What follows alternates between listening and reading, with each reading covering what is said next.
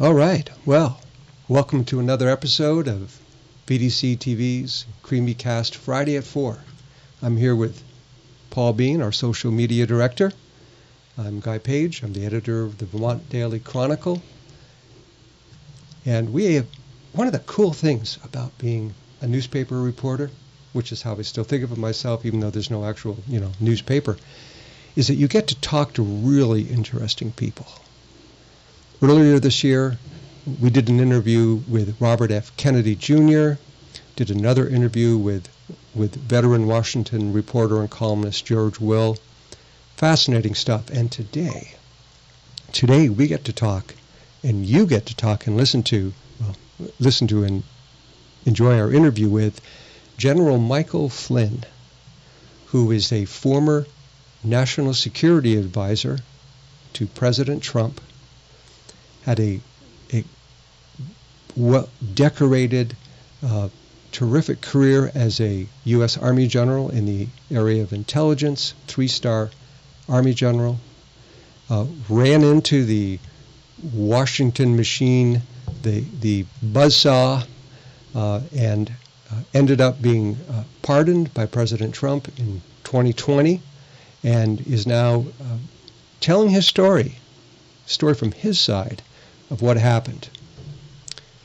And he's telling it with a movie. That movie will be showing on August 3rd and August 4th. Paul, could you give us a few more details about, like what that costs and how people can get tickets and where it is and all that stuff? Sure. That's actually going to be August 3rd at Ignite Church in Williston. It'll be hosted there, of course, by Ignite Church, and you can buy tickets. You can click the link on our website, on VermontDailyChronicle.com. There's a link for General Flynn's. It's an advertisement. If you click that link, it should bring you right to his website, and you can buy tickets there. And that's the first showing is August 3rd at Ignite Church, and then there's another one in Morrisville at the VFW, which will be a similar type of event, and you should be able to buy tickets right there on Flynn's website. And there's a Q&A following with Lieutenant Colonel, right? Yes. In the Army, Ivan Raikman. That's right. And he'll be doing the Q&A for General Flynn. Guy, I hate to say this. I hope everything's going well on the other end, but it appears we're having some.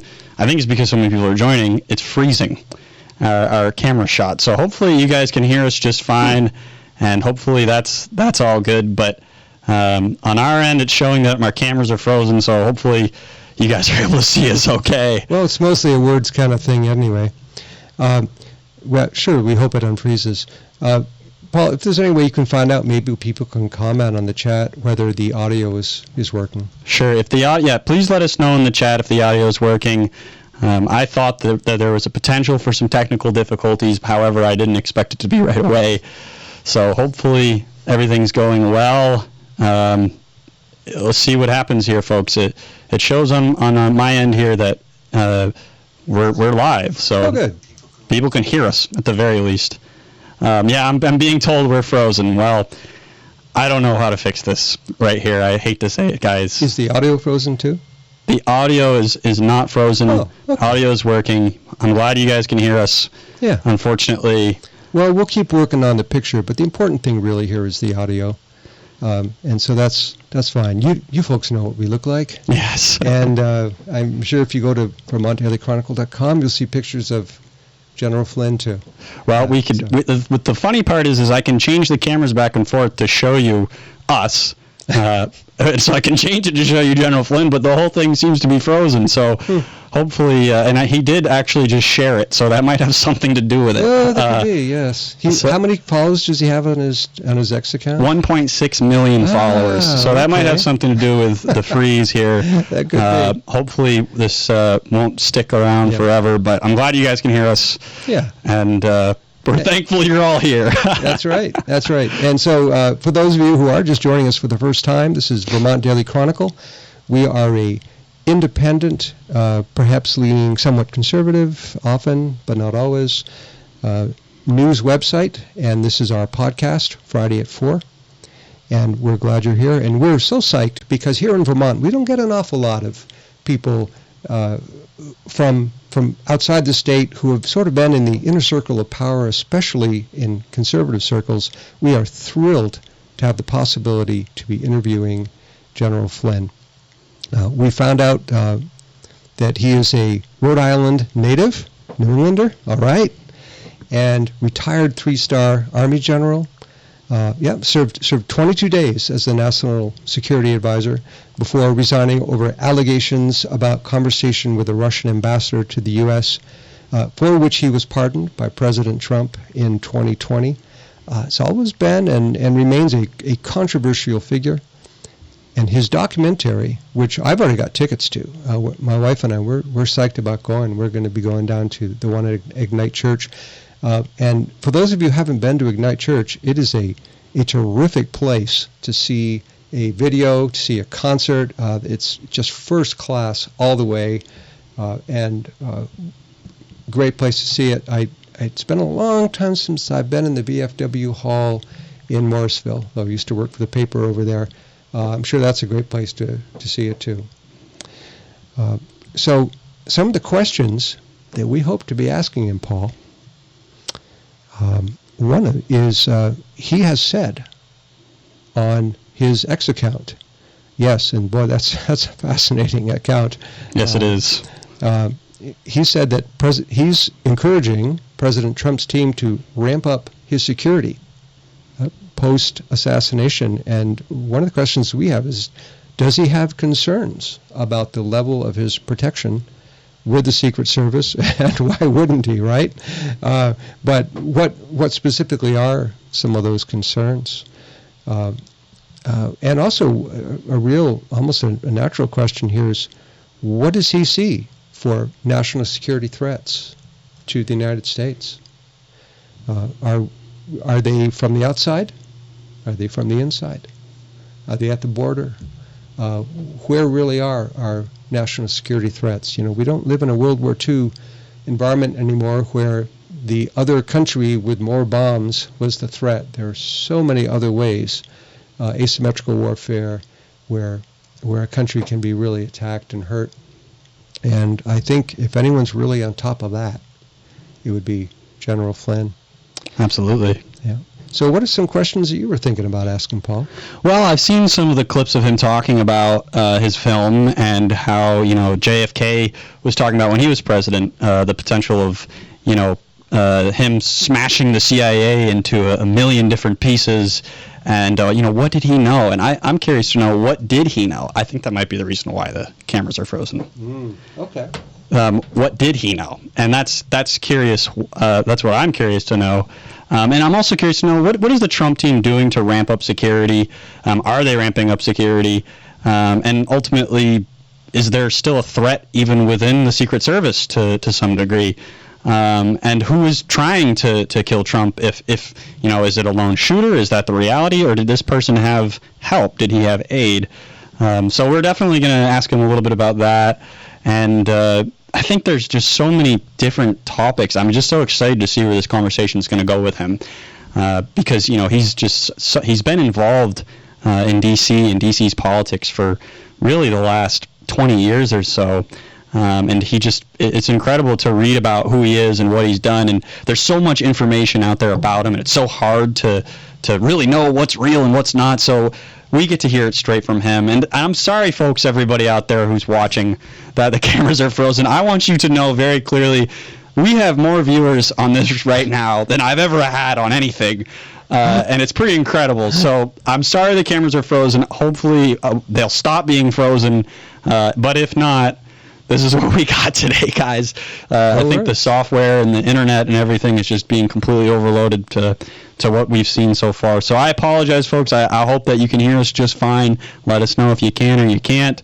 But we should be expecting a call from General Flynn here in any minute here. Mm-hmm. So let's just sit tight. And, we're definitely going to, another question we want to ask is, who is running this country? Who's running the United States of America? And I definitely want to hear from his perspective what's going on that front, and what he thinks of the prospects of Kamala as a candidate, and what this means for the current administration, who's really calling the shots like we've been wondering for the last 4 years. But there's a whole litany of topics, Guy. Sure. And here's a phone call right now. What do you know? What do you know? Good afternoon. Hello, this is General Flynn. How you doing? Hi, General Flynn. This is Guy Page with Vermont Daily Chronicles, Friday at 4, here with our social media director, Paul Bean. Thank you so much for calling in. We are, I was just telling our audience that up here in Vermont, we don't get a whole lot of people who are in President Trump's inner circle interacting with us up here in Vermont. We're a pretty small blue state. I hope you guys get a chance. I hope you get a chance to watch the movie. We are really looking forward to it. I was not able to I looked at the trailer several times. Really looking forward to seeing it on August 3rd and the 4th.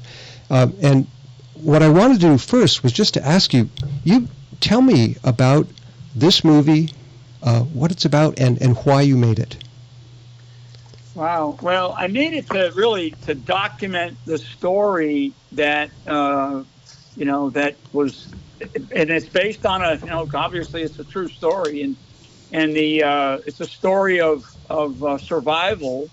It's a very inspirational story, though. I think when you see it, you'll be you will go in with an impression, and maybe you guys, whatever your impression is of me, you'll go in with an impression, but I think you'll walk away from the movie and say, "Holy mackerel! I did not realize what I just saw." And I think most people, I would say 90% of the audience, is that feedback that we've gotten, and it's been number one on Amazon for a long time now. Is that right?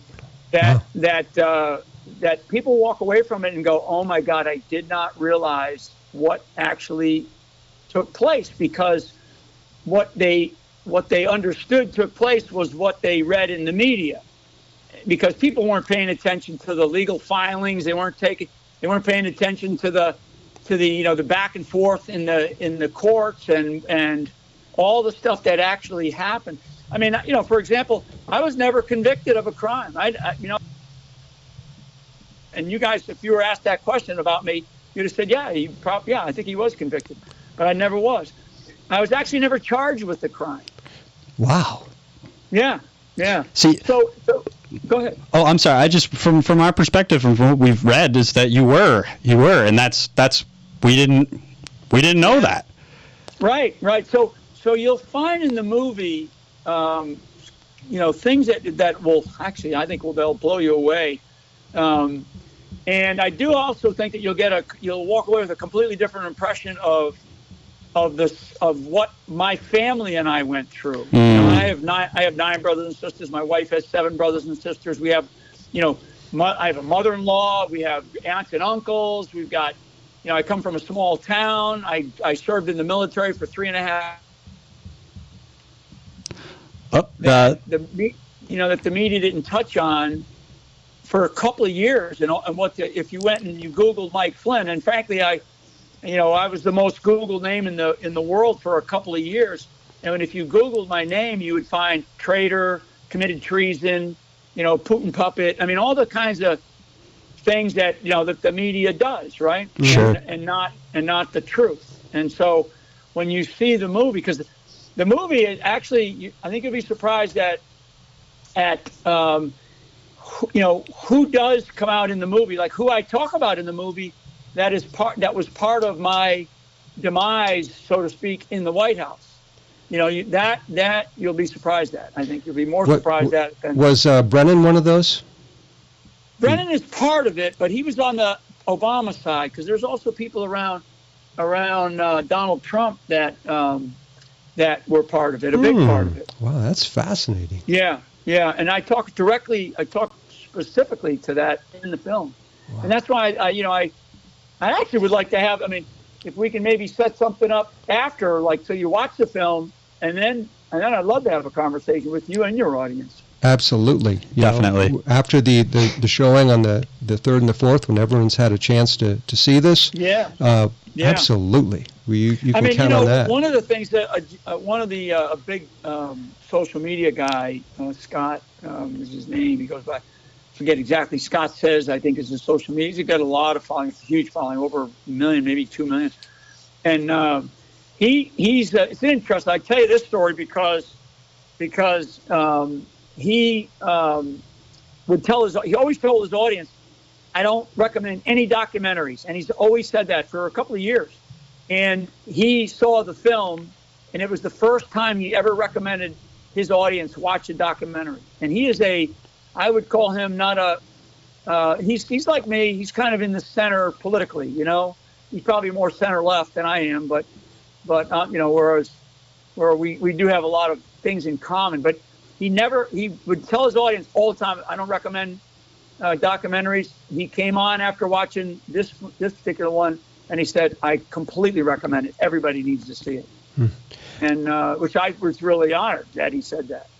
One of the things I remember, General Flynn, from the coverage of all this was that there was essentially something like an attack on your son. They were. That's right. Can you tell us more about that? Yeah, I mean, one of the things was that, you know, when they don't have anything on you, they start to make stuff up. And they made up a lot of stuff. And they did the same thing with my son. And so when they made up a lot of stuff about me and started to threaten me that, you know, about with an indictment, right? And you know, threaten me with 20 to 25 years going to prison for nothing. And I go through this in detail in the movie. Then when I was like, well, what if I don't? Well, then we're going to go after your son, and we're going to do the same thing. Okay, we're going to do the exact same thing. And they start to threaten, and they just make stuff up. They just make up crime. Wow. And then they drag you through excruciating levels of emotional, mental, financial, particularly financial pain. I ended up selling my house. I ended up, you know, damn near going bankrupt. Wow. After serving the country for 33 and a half years, and 5 of those years was in direct combat. I don't have a parking ticket that they could find. You know that? You know that they couldn't, after doing a thorough investigation of General Flynn, they couldn't find an unpaid parking ticket. Wow.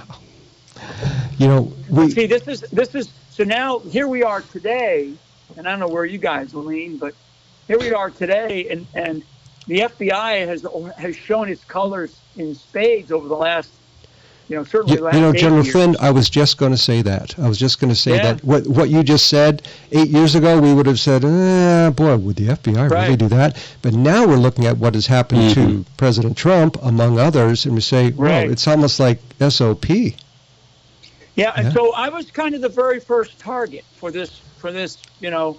I don't know if you read Victor Davis Hanson. He's a great guy. Sure. I know him, and he just put out another article today, very good article, called "The Coup After the Coup After the Coup," and I was really I was the first target that was in the White House that they had to get rid of because of my background and what I know and where I know to look and the kinds of questions I know to ask and the kinds of things I know to do.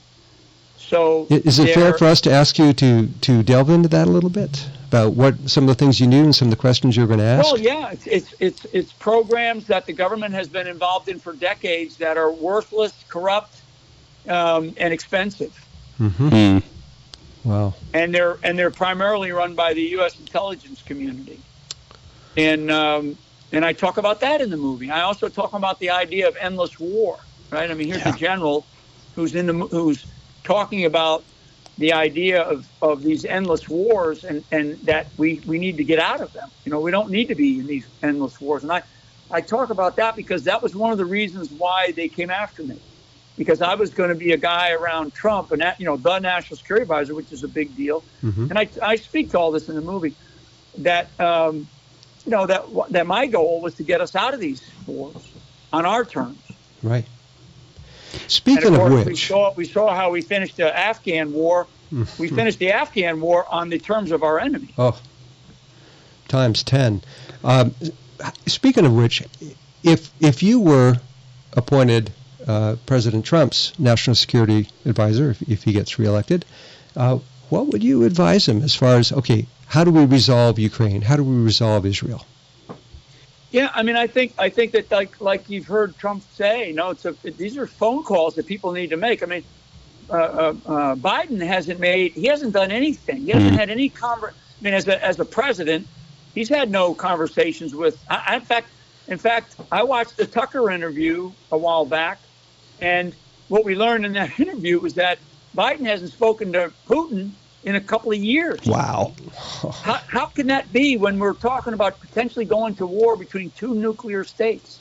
How can the president of the United States not have the courage to call up, either you can call him an adversary or a competitor, but you got to talk. You can't not talk, because that's what leads to war.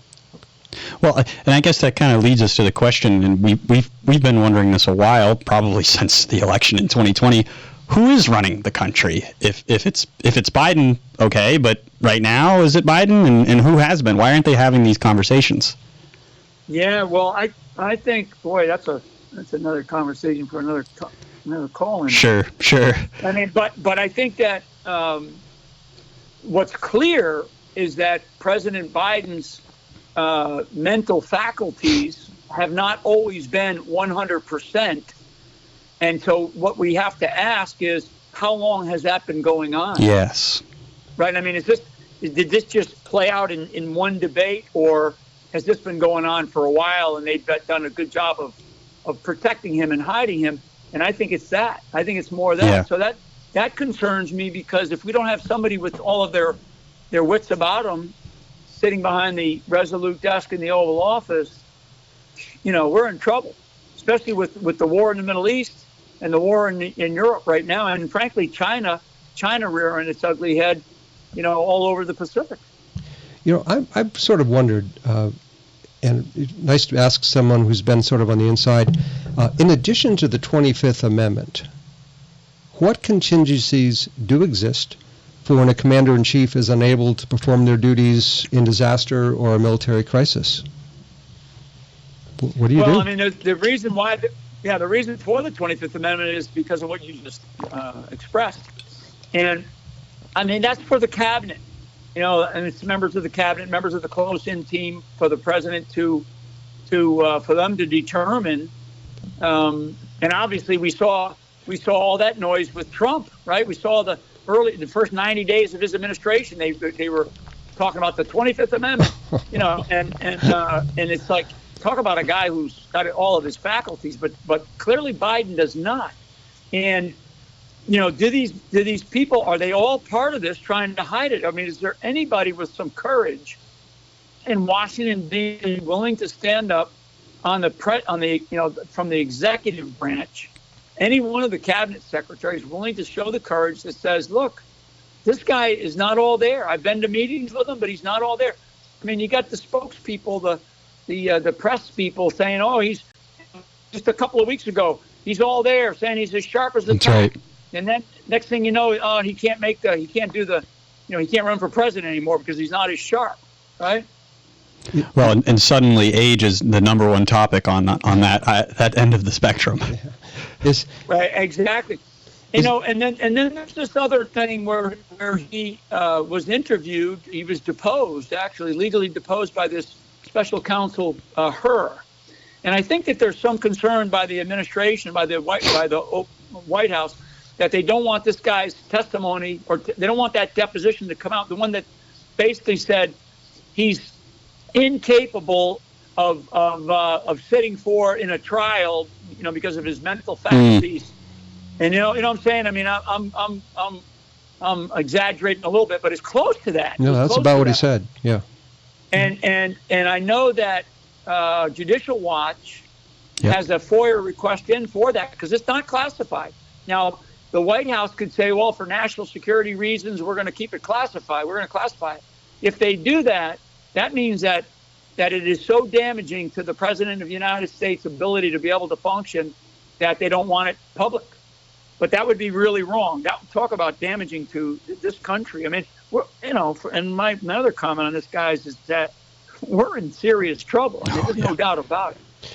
So I've always sort of wondered, is this how it works, that, some crisis happens, maybe there's Russia's looks like it's about to launch or whatever, And does it really just come down to the president having to make the call, or is there a group of people around him who can sort of collectively make the call? There's always people. There's always advisors. There's always advisors, right? And a president, the great presidents won't just use advisors that are in their camp, in their inside of the White House, so to speak.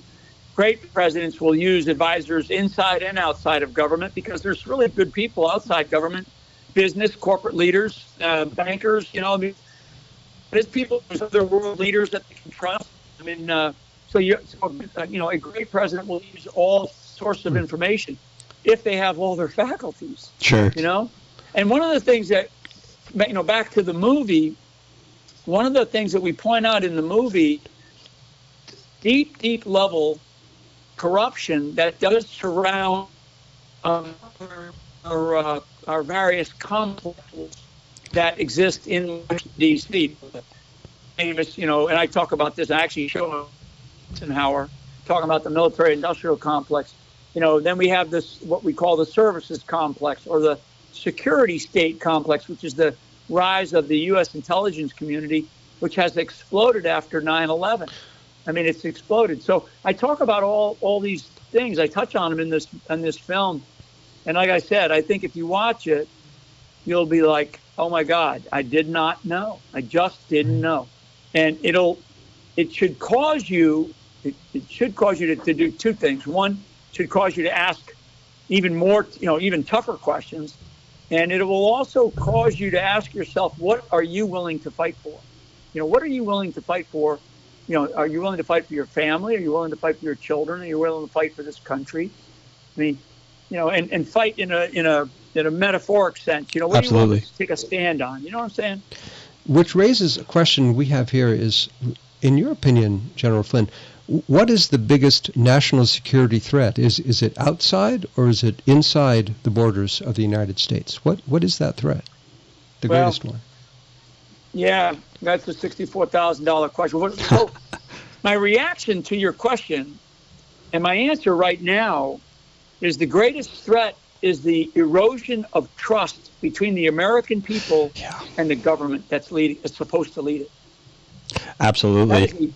That is a huge national security threat to our country right now, and the trust between the American people and our government, the federal government, is so eroded that it's going to take a long time for it to recover, because the American people don't trust any of the institutions. Hell, the American people aren't even trusting the military as an institution anymore, certainly the leadership of our military. I've seen those stats, in the various polling that they do, and they used to trust the military, 100%. Now that has eroded because of the types of decisions and things we've seen our military take. So trust. I think the greatest national security threat to the United States of America is the lack of trust between those that are supposed to lead us and those that are being led, and that's the American people, versus the federal government. That's a big problem. How do we get that trust back? Well, I do think that it requires good leaders. I think it requires good, strong leaders, honest leaders, transparent leaders, and leaders who believe that that we are still, we're still going to find a better day, right? That America will still have a better day, and instead of America's turning into a socialist nation. So we have to have positive, optimistic. But I do think we have to have very authentic and very honest and very transparent leadership. I mean, you cannot hide anything these days, folks. I mean, you just can't hide anything. The world of information has people. You can't hide it. You just can't hide it. Even the intel community trying to hide things, they just can't do it anymore. And so, don't try to hide it. Be honest about it. And if you've got a problem, state it. The American people, there's one thing I've learned about the American people. You admit that you made a mistake about something, they're so forgiving. And I think that's an important part of who we are. So I have a couple New England questions for you, General Flynn. You're from Rhode Island? Whereabouts in Rhode Island? Middletown, Rhode Island. I grew up in Middletown, Rhode Island. Okay, great. So a little town down that's, the very famous part of Rhode Island is Newport. Of course. And I grew up on the other side of the tracks there. Okay. Also, up here in Vermont, well, actually it was in D.C., but all three of our members of our congressional delegation, our 2 senators and our 1 representative, we were the only state who our entire delegation boycotted Prime Minister Netanyahu's speech to Congress on Wednesday. What do you think of that decision to simply not listen to the Israeli PM? And have you ever had any significant interactions with Senator Sanders that would sort of go along with that? So to answer that, I never have. I never have had an opportunity to meet with him or talk with him. I do believe that had he stuck into the 2016 race, he'd have been a more formidable candidate against Trump than Hillary. I do believe that. Yeah. I agree with you. And if you talk to him, you can let him know that I said that. I do believe that. We wish he'd talk to us. No, he's actually, funny... But I think it's a mistake for any member of Congress because the people of Vermont are paying taxes, and those taxes are going to Israel, okay? And they're going to other countries in the Middle East. And so to boycott that, I got it. I mean, they could have gotten their message across in different ways. But I think that they need to listen to what he has to say and challenge, so they at least can challenge instead of just reading it or looking at a social media clip. The taxpayers of Vermont are giving their hard-earned money to Israel. So stand there sit there and listen, and so you can come back and let us know whether or not we need to keep doing that. And I that's what I hope. They're representatives. They're not. They're supposed to represent the people of Vermont, right? Hmm. Yes, they are supposed to. Yeah. I've often thought that Bernie, in some ways, is kind of a mirror image of President Trump in terms of how they roll. That Bernie is very outspoken. You always know where he stands.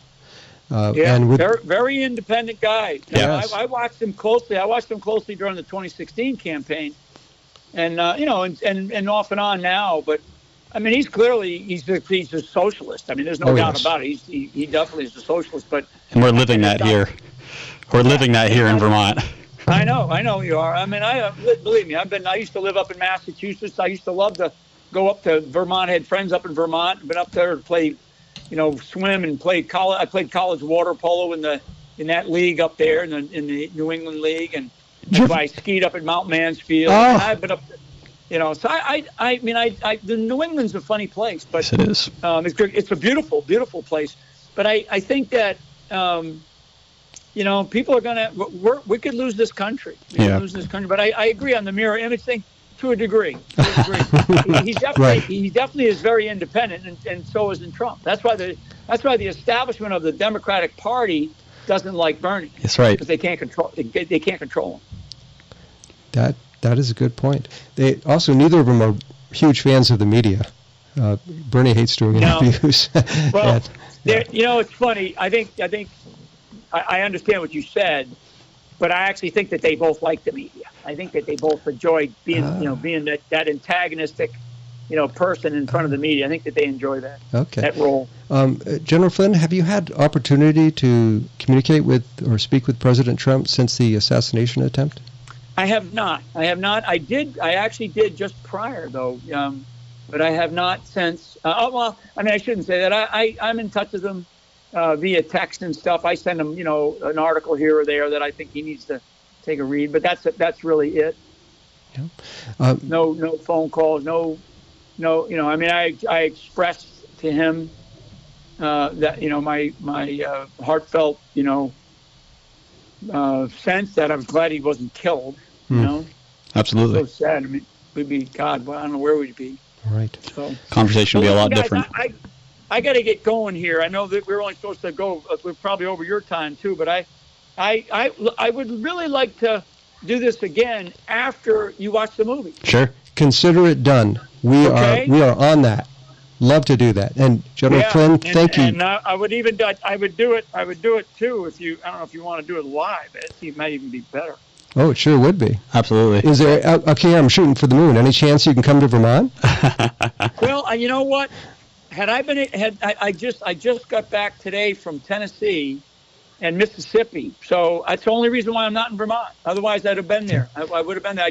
I had a previous, before this watch party came up, I had a previous engagement that had me. I literally just landed this afternoon back to Florida, and I just couldn't get up there. It was just, it was one of those things. Couldn't get there from here. Well, whatever. But I may.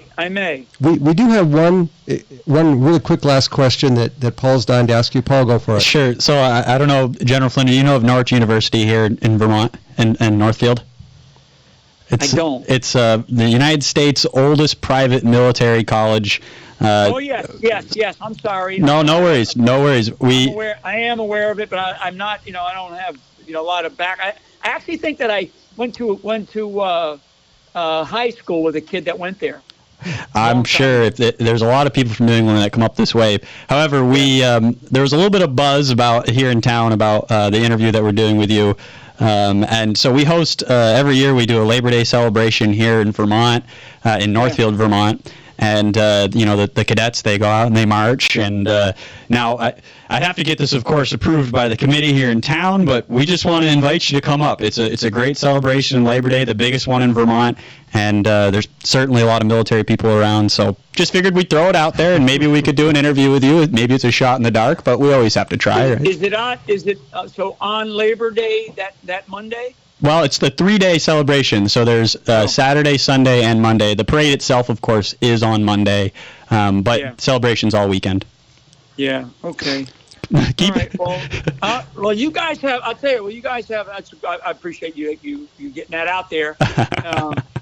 God, I'd always love to help people that are considering service to the military. I mean, you guys have contact with my yes, we do. Assistant, Melissa. We sure do. So just get her that information. You bet. Oh, that sounds great. Know. Well, General Michael Flynn, thank you so much for your time and your comments, and we look forward to talking with you again. Absolutely, guys. Thank you so much, and have a great weekend. You too. All right. See ya. See ya. Well, folks, that was pretty cool. That was pretty cool.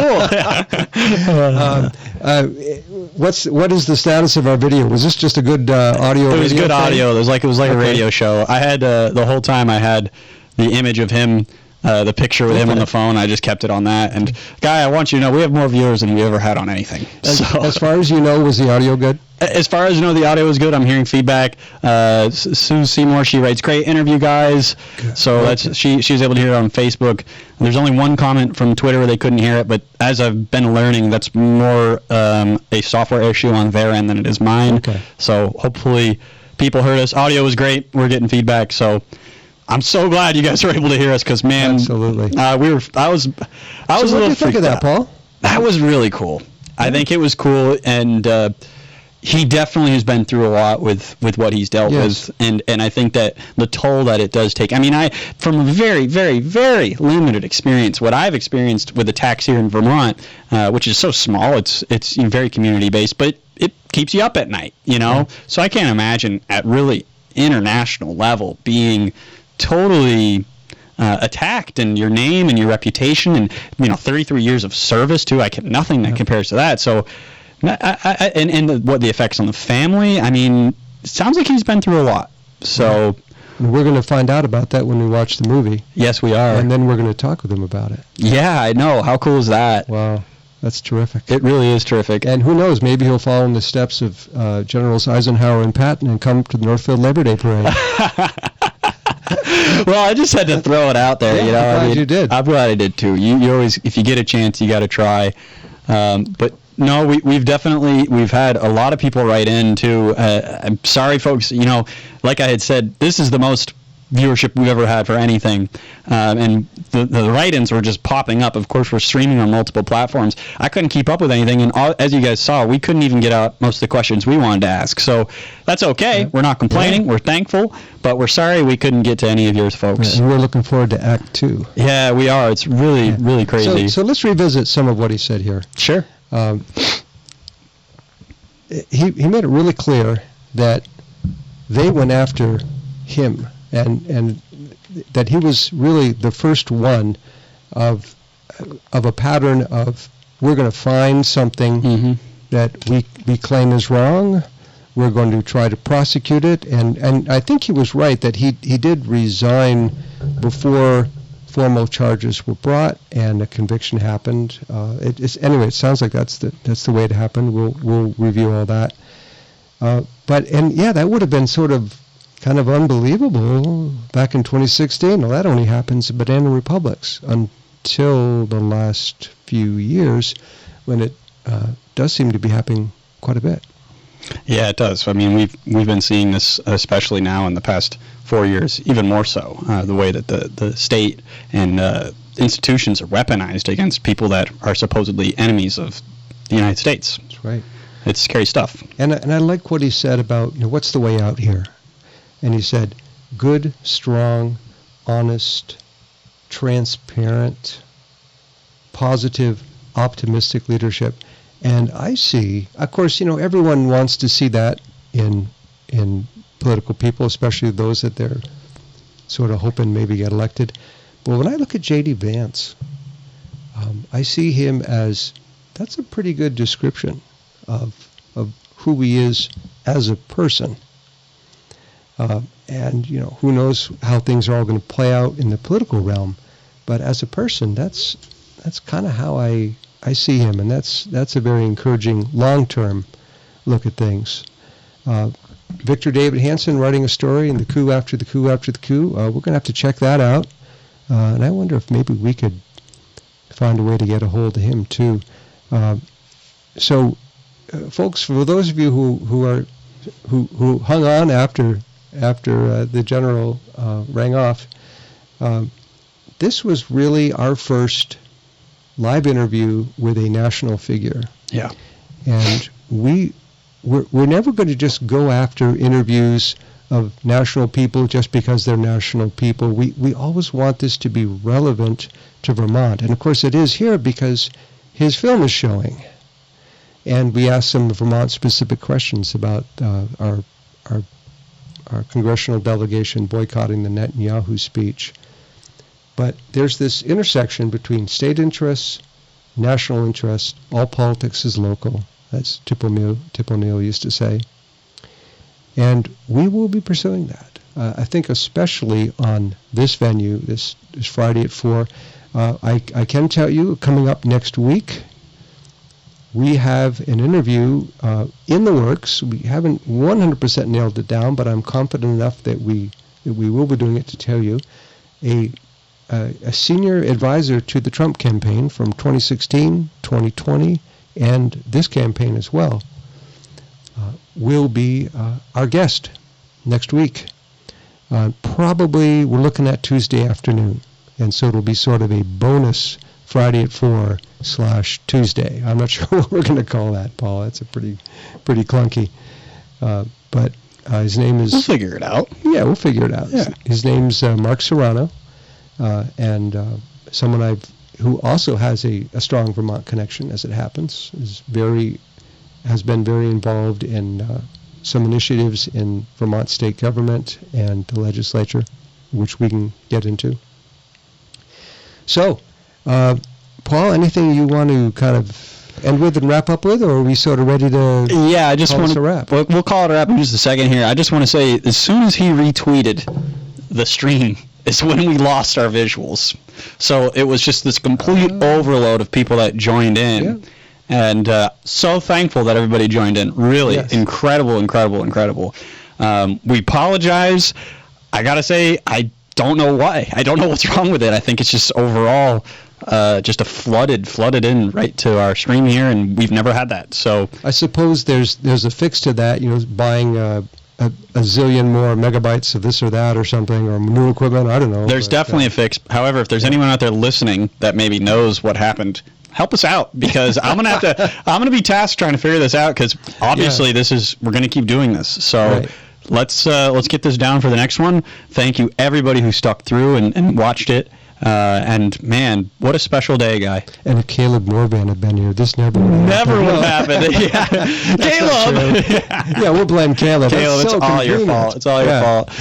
Anyways, and thanks everybody for tuning in. I hope you enjoyed, and definitely be sure to get your tickets to see Flynn. Just let's reiterate where it is again in Williston. Go right to our website. Yep. There's 2 ads. There's one for the Morrisville. There's one for the Williston one. You just click on that. It'll take you right to the page.